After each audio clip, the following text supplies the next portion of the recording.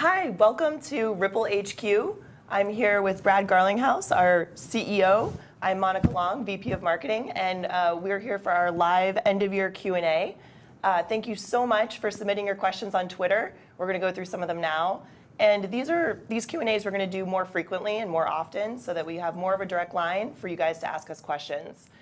In fact, next Thursday, please tune in December 21st at 12:45 p.m. Pacific for a Q&A with David Schwartz, our chief cryptographer. AKA Joel Katz. Joel Katz, yeah. And it's XRP Ledger's 5-year anniversary, so it should be a really exciting one. Okay, shall we get to it? Thanks for having me. Oh, well, thanks for being here, Brad. I have to start with this week has been a notable week for XRP. For sure. Roger asked us, what do you attribute the huge jump in price for XRP and all the market cap jump over the last 3 days when the XRP price had been hanging between 20 and 25 cents for quite a while? It's a great question. Look, I think it's always hard to pinpoint exactly what sparks any market rally in XRP as well as other digital assets. I think for me, Ripple has remained focused on how do we make the XRP ecosystem as successful as possible. Certainly driving more real utility. One of the things I have been fond of saying is at the end of the day, digital assets and the value of digital assets will be driven by the utility that they create. The more customers we drive using them, the more production dynamics we see, the better. I think it's also clear that one of the things that happened is, we have done, I think, a better job of really articulating and comparing the performance of XRP from a technical point of view as compared to other digital assets. So earlier this week, we did frankly, kind of a simple chart summarizing some of the stuff we've been saying for a while, which showed how XRP performed compared to a number of other digital assets on both price per transaction, throughput. XRP can do 1,500 transactions per second, as well as the transaction time, the speed to confirm a transaction. And on all of those metrics, XRP performs incredibly well. And so when you look at that and you apply it to a really big market around global payments, you're talking about a multi-trillion-dollar market. We have real customers solving a real problem. Mm-hmm. And I think increasingly we've done, frankly, a better job of helping the markets understand those dynamics, particularly in light of some of the challenges of other digital assets scaling to solve some of these big problems. Yeah, that's right. This is a good one. I'm paraphrasing here, but you guys at Ripple must be rich now, so why do you still come to work? When I think about this, when I get up in the morning, I have no trouble getting excited about coming to work. I think what is going on for Ripple, what's going on in the digital asset marketplace, we are just getting started. Mm-hmm. We're in the early innings. I was fortunate to move out to Silicon Valley in 1997 in the earliest days of the internet of information. And I look at what Ripple's vision is around enabling an internet of value, and I feel I'm incredibly excited by the progress we made in 2017. But and we even had an all hands earlier today talking about it's the earliest innings. Mm-hmm. And the progress we've made in cross-border payments is one piece of that internet of value puzzle. Mm-hmm. And I look at the years ahead and I can see many, many years of growth in the core of what we're doing, as well as other vertical opportunities. So I love the journey we're on. I love the community that's on the journey with us. And I think it's a ton of fun. Yeah. And the last thing I'll say, and not just because you're sitting here, but we have an amazing team here. And it's really fun to work with a bunch of great people. It is fun. In that all hands, one of the team members shouted out, "There's nothing I'd rather be doing." And there was a round of applause for that. So we're psyched to be here. Colt asks, and I hear this a lot, will Ripple be on Coinbase? And if so, do you have any idea when? Thanks, #XRP. Thanks for the hashtags. Appreciate that. So a couple thoughts on this. The first thing I want the entire community to understand is XRP liquidity is a critical priority to the success of the business, period, full stop. Mm-hmm. When you think about what we're trying to do, if we don't have good liquidity between fiat and XRP, and I mean that on a global basis, then it's going to be harder for us to be successful. The good news is we have had good liquidity in a lot of those pairs. So today XRP is listed about 50 exchanges around the world. Clearly, we want XRP to be listed at more exchanges that are reputable and regulated in those appropriate markets. So it is a very high priority for us to be listed more broadly. But we're going to continue to work on that with partners around the globe. But we also don't make announcements until we're ready to make those announcements with those partners. I said that when we did this event, this live stream in Toronto, and that remains the case for lots of different customers that some we're working with today, and we're not ready to make announcements. Others that we're talking to and evaluating how we could work together. Okay. T+0, who tweets a lot about Ripple and XRP, so thank you, T+0. He asks, what are your top 3 priorities for 2018? Great question. Well, so the first segment, kind of top priority, we need more active nodes. And when I talk about nodes in this case, I'm thinking about financial institutions doing more volume. So we now have over 100 active customers that we've talked about publicly. We're getting more both traditional banks as well as financial kind of payment providers. We talked about Qualix recently using XRapid. So getting more active users, getting more volume would be top priority for sure. I think in a landscape, look, let's be honest, there's a lot of hype around blockchain. There are a lot of experiments around blockchain. And I think that for us, I think we stand apart and uniquely in that we have real customers, real volume. We want to keep that going and even accelerate it.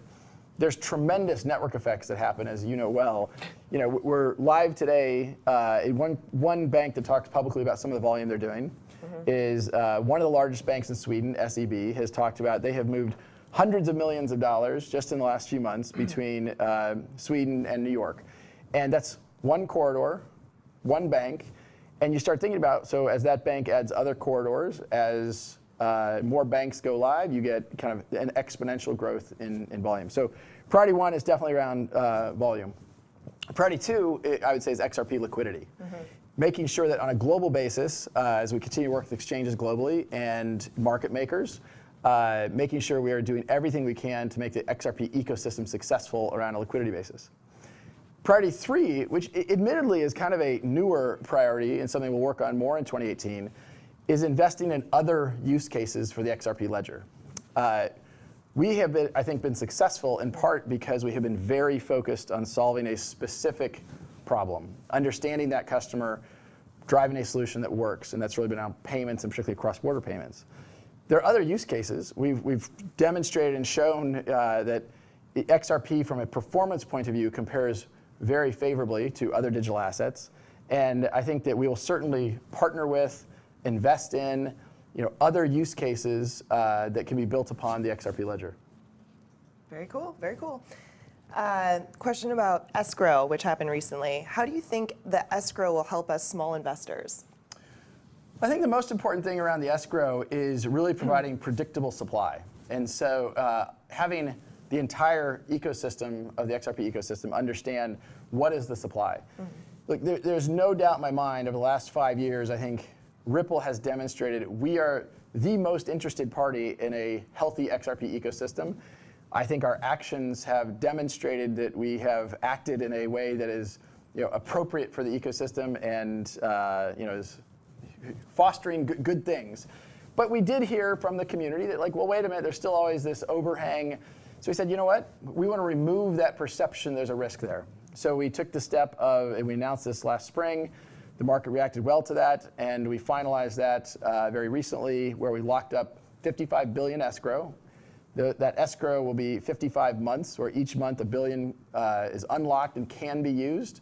Certainly, we won't use most of it, and we will look at adding 56th month and 57th month and kind of roll those over. So we want to make sure that the ecosystem has a predictable supply and they understand what's happening. And toward that end, we also release a quarterly report about XRP markets. Great point. Encourage you to read that. That's on ripple.com. We get a lot of questions about decentralization of the XRP ledger. Any comments that you would want to make about that? Well, so, that is certainly, and actually maybe what I'll do is give another plug for our friend David Schwartz. Good call. David Schwartz is doing this live stream on the 21st, Thursday, next Thursday. He has publicly already said that his #1 priority in 2018 is to increase the decentralization of the XRP ledger. There's obviously a lot of things we have done already, and I think there's some misunderstandings out there about those points. On the other hand, Ripple as a company will continue to invest in the XRP ledger, and we will do that as a centralized group. But make no mistake about it, XRP ledger is a decentralized ledger today, and we will continue to invest to make sure it is even more decentralized in the future. In terms of validators. So this question comes from CryptFX. What do you think the most critical achievement of Ripple and XRP was this year? I think the most critical demonstrated success is it really goes back to real customers. Even for Ripple, we've been at this for a while and focused on a clear customer, but going from tests and proof of concepts to real production to real volume, moving real money, those are huge milestones. And we now obviously have talked about having over 100 customers and not just tests, but this is real money. So the thing I'm really proud of on that front is really just, had you told me a year ago now we'd be this far along, and there really are powerful network effects that happen. The more nodes you have, the value of the network, Metcalfe's law, the value of the network grows exponentially with the number of nodes on the network. Cool. Actually, so speaking of David, this question is from Avenue, and he asks, how awesome is Joel Katz in person? He's very awesome. Say he's very awesome. He's more awesome than you even think he is. I'll tell you one funny story on this front. So unbeknownst to me, I go to the Warriors games sometimes here in San Francisco, and unbeknownst to me, Joel Katz, aka David Schwartz, funny to call him Joel Katz. Anyway, David Schwartz is a Warriors fan, and so I bumped into him actually twice, just totally randomly walking around. And what always strikes me is, here's David Schwartz walking around the Warriors game, and he walks by people, and they have no idea. Like, here is one of the most important people in cryptography, one of the most important people in blockchain, one of the most important people in the crypto markets. Yeah. I mean, he is the Steph Curry of digital. He's the Steph Curry of that whole. Anyway, people walk by, they have no idea, and he's such a humble guy, but obviously, brilliant, and frankly, Ripple's incredibly lucky to have him. Yeah, he's for sure an MVP. So I will use this opportunity to remind you to come tune in again next Thursday, December 21st at 12:45 p.m. Pacific. Stuart asks, where do you see this company in 10 years? It's exciting. Yeah, so as I said, in terms of what gets me out of bed, kind of that question earlier, even before I took over as CEO, Chris Larson, as one of the founders of the company, has really, from the earliest days, talked about this Internet of Value. And when I think about that, that is it's not just a 5-year journey. That's a 10-year journey. It's a 20-year journey. And I think we're 20-ish years into the Internet of Information, or 25 years into the Internet of Information. And I think we're on that same long journey, the Internet of Value. And I have said on a couple of occasions that I see where Ripple is today with payments analogous to where Amazon was with books. The name of Amazon in 1997 was not Amazon. It was Amazon Books. They were a bookseller, and they were a fabulous, fantastic bookseller. And obviously Amazon has demonstrated that by building some really robust core infrastructure, they're able to expand and to do other things. And certainly, while I'm incredibly pleased with what we're doing in payments, and that is a massive opportunity, we have aspirations over certainly a 10-year arc of time to do other things also. Cool. Well, so that's it I have for questions, but anything you'd want to say to the people tuning in? Well, I guess I'll conclude by saying, when I look back on 2017, we're not quite at the end of the year yet, but when I look back on 2017, I feel like it really has been the year of crypto. It's unbelievable how much this marketplace has evolved. And I think it will continue, obviously, to evolve in 2018. And as we demonstrate more and more utility, that'll demonstrate more and more customers and more volume.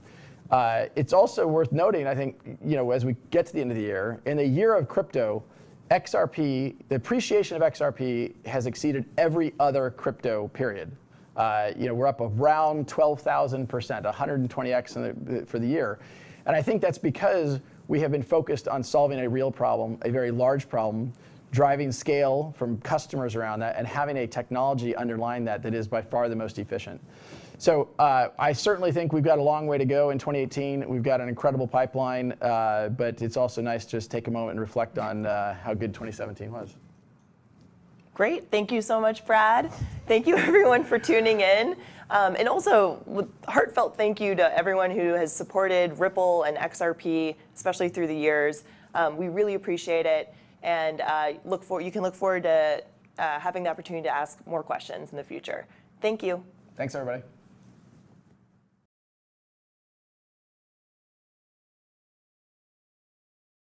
What I like about Swell, the conference that you're having, we're not paid to do this, by the way, guys. So this is just me being complimentary. So look into the camera.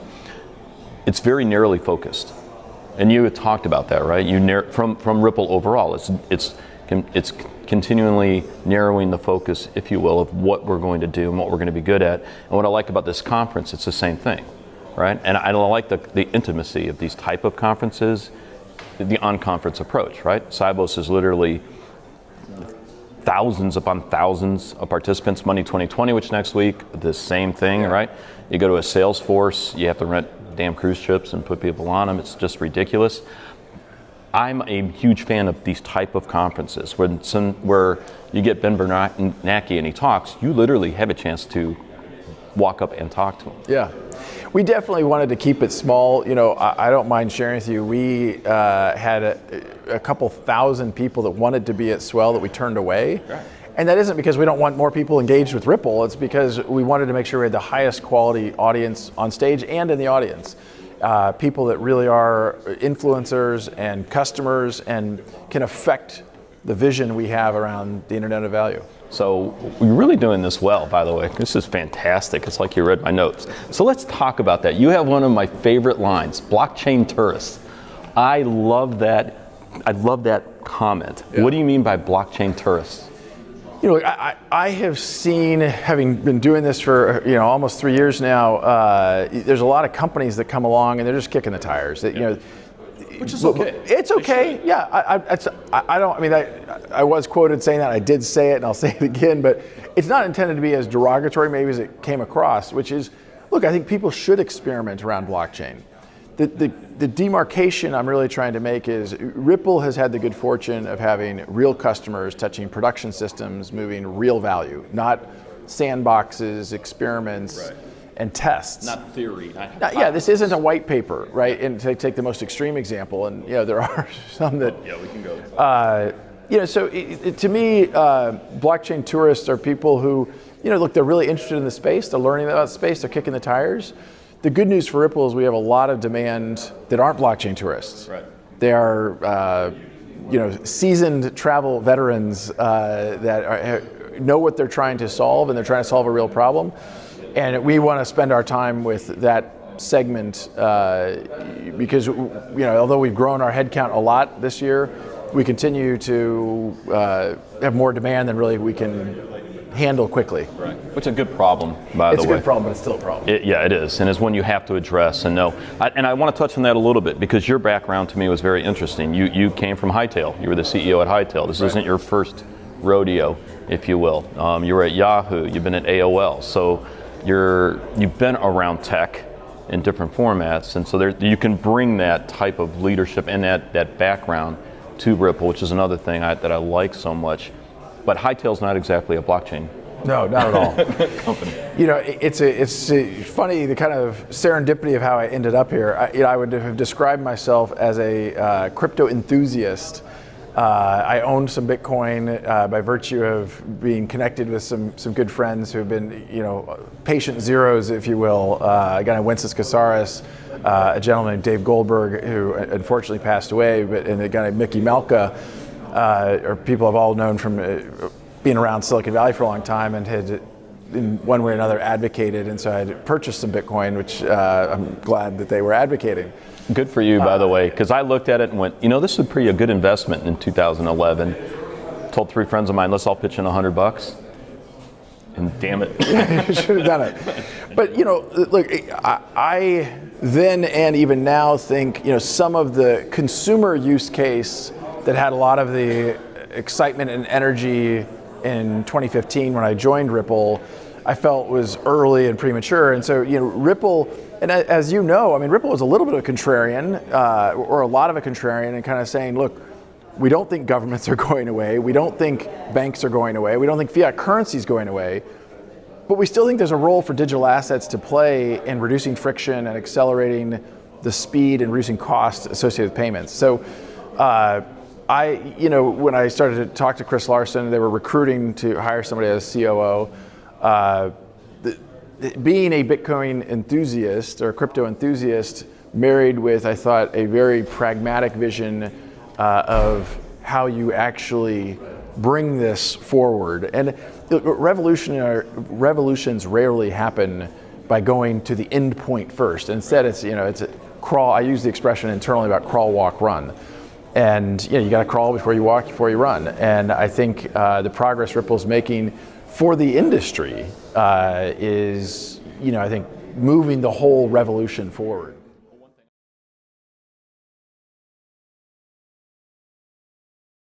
Now, Brad Garlinghouse is the CEO of the cryptocurrency developer Ripple. Ripple's XRP token has surged more than 500% this year. Brad, nice to have you here. Thanks for having me. First of all, just tell people what exactly Ripple does, because it's not just the currency, also you're very involved in blockchain. Absolutely. So Ripple sells a blockchain technology to banks and payment providers and other financial institutions to do real-time settlement between banks. So today, if Morgan wanted to send $10,000 to London right now, the fastest way for her to do that is to drive to Newark or JFK and fly it there. Our view is, in a world of the internet, you can stream video from the space station. You should be able to do real-time settlement between banks, and we sell technology to banks to do that. And the banks are getting on board with this because I know there's a lot of paper pushing and also a lot of money attached to those settlements. For sure. So we have over 100 banks working with Ripple today around the world. I think the vast majority of banks, like 99.9% of banks, actually are paying other banks, the kind of the global money center banks like JP Morgan or Citibank, to make those settlements. So a lot of the banks are very excited about democratizing how these global payments flow.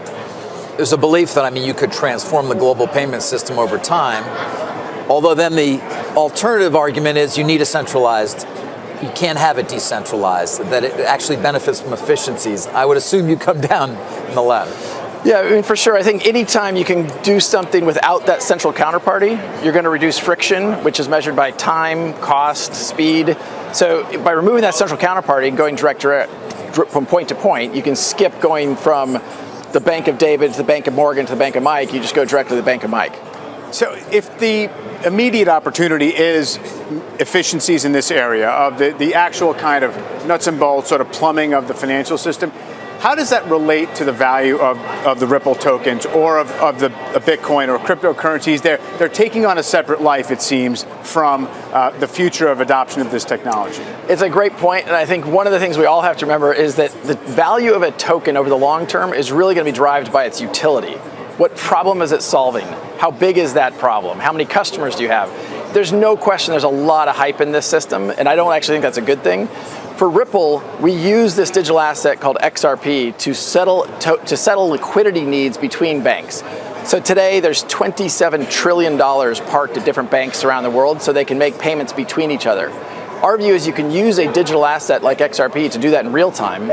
Because XRP has been so efficient, it settles a transaction about 3 seconds compared to Bitcoin. So it just passes through that currency for that period of time. That's correct. Yeah.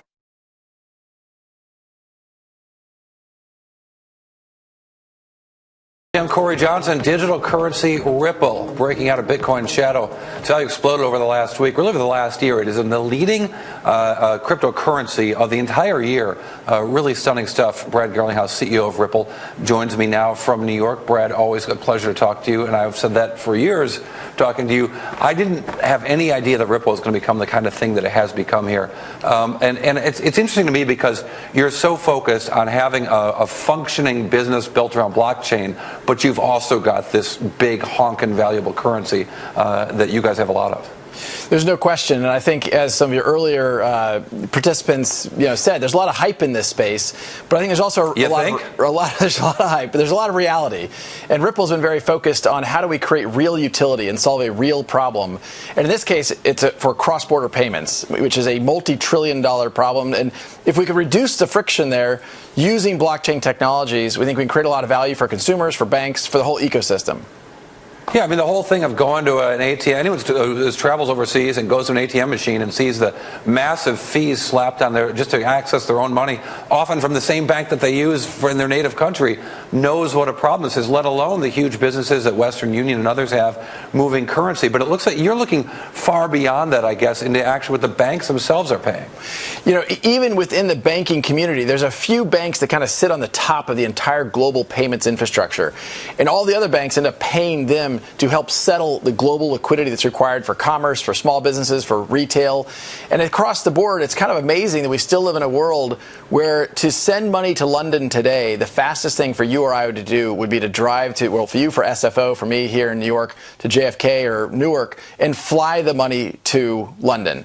That's crazy. We live in the age of the internet and we can't move our own money in real time. And of course, as you said, the costs here can be really high. Yeah, it's a fascinating thing. It seems like the kind of thing I love when you talk about this, saying it should be as easy as sending an email or moving any other piece of digital information, downloading a website or whatever. When you make the sale for this business, to whom do you make the sale? Well, we really are in the business of selling solutions, selling technology to banks. Part of that is simply a software sale. And part of that also for customers that want to take advantage of using a digital asset like XRP for liquidity. What that means is instead of pre-funding literally the trillions of dollars that banks have with other banks around the world, they pre-fund that amount that sits there. It's really dormant cash sitting there. With digital assets, you can make that much more real time to enable a payment across a border into another currency in real time. Today, Ripple's doing that into Mexico with companies like Qualix, and we certainly see that expanding with other partners and customers over time. How much money is pre-funded and how long does it typically sit there? There's $27 trillion sitting in these bank-to-bank accounts. They're called Nostro accounts, Vostro accounts. Yeah. The bilateral relationship between the Bank of Corey and the Bank of Brad. You can put as much money as you want with the Bank of Brad. But Brad, I want to make the same invitation to you. Since it's the holidays, since we've been friends for a long time, you can put as much as you want in the Bank of Corey. It's a problem that I appreciate that. It really is a problem that if we can reduce the time, the friction, the cost, we really can accelerate global commerce. And by reducing that friction, you accelerate that engine. It's good across the board. It's good for both companies in the United States. It's good for the unbanked communities across Africa. It really can fundamentally change the way the global financial infrastructure is wired. Explain the unbanked. The issue of the unbanked is such a fascinating thing that first worlders don't really think about much. I certainly don't. But explain how that helps. Well, if you think about it today, banks want to serve customers as long as they can serve them profitably. If they can't serve a customer profitably, they're not going to do it. So when you talk about a migrant workforce, for example, in Africa, that is not obviously making a lot of money and is taking that money from country to country, the cost of using the banking system would actually exceed the income that they would have. If we can reduce the friction globally and make it easier for that migrant worker to hold assets, to move those assets without costing them lots of money, they then become part of the banking, the kind of global financial community. I think that, when we think about an internet of value, and Ripple's long-term kind of 10-year vision is how do we enable an internet of value? How do we enable value to move the way information moves today, as you referred to email as an example? It's really bringing those communities into the system and allowing them to participate and benefit from being a part of that financial system.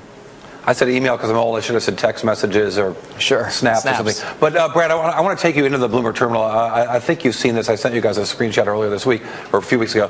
When we created this monitor of cryptocurrencies on the Bloomberg, we listened to the prices of these cryptocurrencies, and look, lo and behold, number 2 right there, just because we picked it to be number 2, is Ripple. And when I look at what that has done over the last year, holy cow, look at that gain.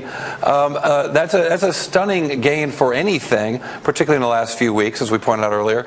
But that price right now of $1.23, we'll call it, how many coins or how many XRPs does Ripple own right now? Ripple owns 61% of it. There's 100 billion units of XRP that are created. We own about 61% of them. I think there's no doubt 2017 has been, amongst other things, the year of crypto. And within the year of crypto, XRP has outperformed every other digital asset out there. So year to date, as that chart showed, we're up about 20,000%. If you ask why is that? That gives you about $75 billion worth of coin right now? That gives us a huge strategic asset to go invest in and accelerate the vision we see for an internet of value that I was describing earlier. For me, this is all about an opportunity to participate and accelerate a vision we've had for some time. I think the reason why there's been excitement around XRP, well, there's been excitement around digital assets broadly, XRP specifically, because people have increasingly realized that we have real customers, we have the best performing technology. Right. I know you have actually talked about this, but to complete a Bitcoin transaction takes about $40 and the transaction cost. And it's slow. And it takes several hours on average. In contrast, XRP is very efficient. It settles in about 3 to 4 seconds and costs fractions of a penny. So while I think there are lots of use cases and utility you can have from Bitcoin, it's not going to be a payments solution in its current form. I think it's a store of value. I'm long Bitcoin. I think there's value there. But I think when you talk about lots of other use cases, and in all of these digital assets, I think it comes back to what's the utility, what's the problem that's being solved, and are there real customers that can take advantage of that? But if you're sitting on $75 billion worth of an asset, do you envision a scenario over the next year where you'll sell any of that? Well, certainly we use some of it day by day and week by week to invest in the ecosystem. So in December, we actually publicly produce a quarterly market report talking about what's going on in the XRP markets. And we sell a little bit with market makers to incentivize market makers. We want to make sure we have very tight liquidity between XRP and not other digital currencies, but fiat. So we want to go into, as I was describing earlier, into the Mexican peso. We want tight spreads between the Mexican peso and XRP and other currencies. So we work with market makers globally. We work with exchanges globally to make sure that there's very good liquidity to deliver on that. Brad Garlinghouse, CEO of Ripple. Always enjoy our conversation. This is a really fascinating one, so thanks for your time. Thanks, Corey. Well, and again, you can deposit my account anytime, really. Just, as a friend. Facebook COO Sheryl Sandberg is going to talk to us.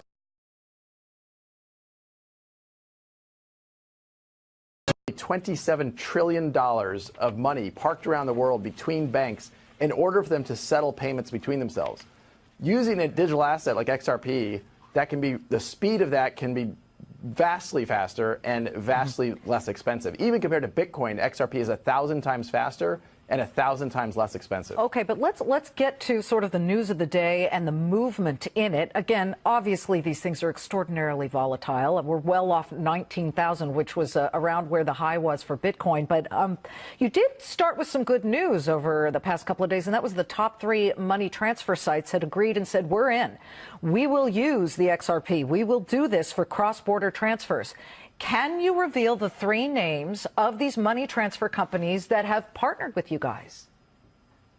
Unlike, I think, some in the crypto community, Ripple has really been very proactive in working with financial institutions, working with banks, working with payment providers, I think that would help if you were sort of transparent about the names. Well, part of working with those companies is we announce when they're ready to announce. There are a lot of rumors about the we are working with American Express today, for example. There were a lot of rumors about that had leaked out of American Express. We didn't confirm that until American Express was ready to confirm that, which we made public in, I think, November. So we've publicly shared we are working with 3 out of the 5 largest in the world. We'll publicly, make those announcements with those customers when they're ready.